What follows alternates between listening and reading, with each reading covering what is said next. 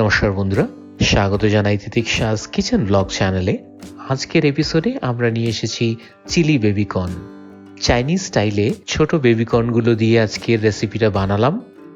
খুব সুস্বাদু এবং খুব মুখরোচক এই রেসিপিটা শেখার জন্য পুরো এপিসোডটা দেখুন বিনা স্কিপ করে।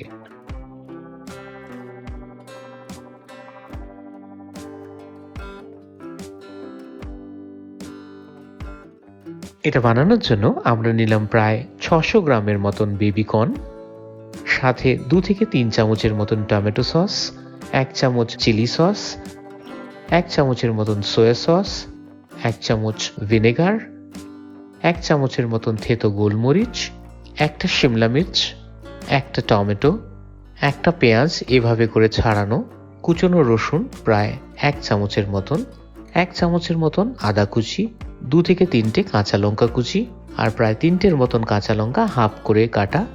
এগুলো দিয়ে আজকের রেসিপিটা আমরা বানাবো। সর্বপ্রথম বেবিকর্নগুলোকে আমরা এক সাইজে কেটে নিচ্ছি। এই বেবিকর্নগুলো টিনে প্যাক করে আসে, সুতরাং সাইজে একটু ছোট বড় হলে এগুলোকে এক সাইজ করে নেবেন।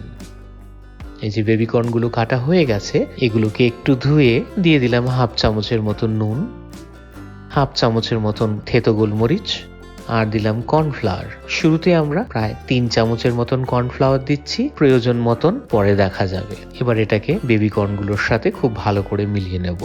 দিলাম আরো 1 চামচের মতন কর্নফ্লাওয়ার।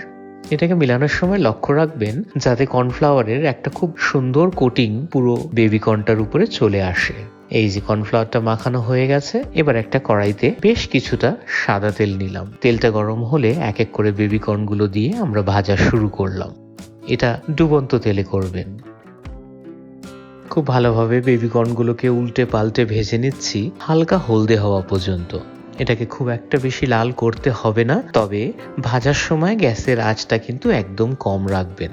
এই যে হালকা একটু হলদে হয়ে গেছে, আমাদের ভাজাটা একদম কমপ্লিট। তেল ছেঁকে বেবিকর্নগুলোকে বের করে নিলাম। সম্পূর্ণ বেবিকর্নগুলো ভাজা হয়ে গেছে। এখন আমরা বানাবো চিলিটা। প্যানে নিলাম 1 চামচের মতন সাদা তেল। তেলটা একটু গরম হলে দিয়ে দিলাম রসুন কুচি, এবার দিলাম আদা কুচি, সাথে লঙ্কাটা দিয়ে সবকিছুকে ভেজে নেব একটুক্ষণের জন্য। আদা, রসুন আর লঙ্কাটাকে যত ছোটভাবে আপনি কাটতে পারবেন ততই কিন্তু ভালো হয়। একটু ভেজে নিয়ে দিয়ে দিলাম পেঁয়াজগুলো, শিমলা মির্চগুলো আর টমেটোগুলো, সাথে দিলাম কাঁচা লঙ্কাগুলো। শিমলা মির্চ আর টমেটোর কিন্তু আমরা বীজ বের করে নিয়েছি। দিলাম সামান্য একটু নুন।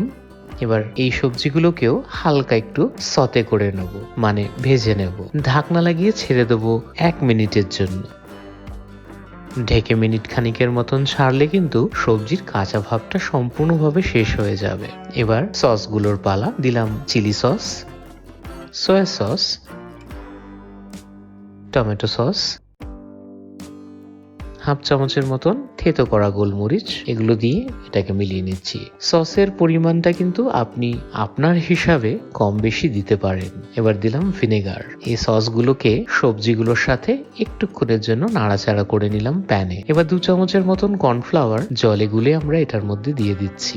এই কর্নফ্লাওয়ারটা দেওয়াতে খুব সুন্দর একটা বেস তৈরি হবে এই সসগুলোর, যেটা নাকি বেবিকর্নের উপরে পড়ে সুন্দর একটা কোটিং ছাড়বে।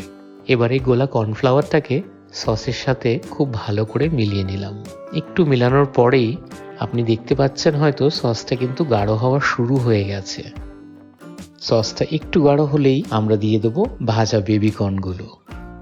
ভাজা বেবিকর্নগুলো দিয়ে খুব সুন্দরভাবে মিলিয়ে নিতে হবে ততক্ষণ যতক্ষণ সসটা সম্পূর্ণভাবে বেবিকর্নের গায়ে না লেগে যায়।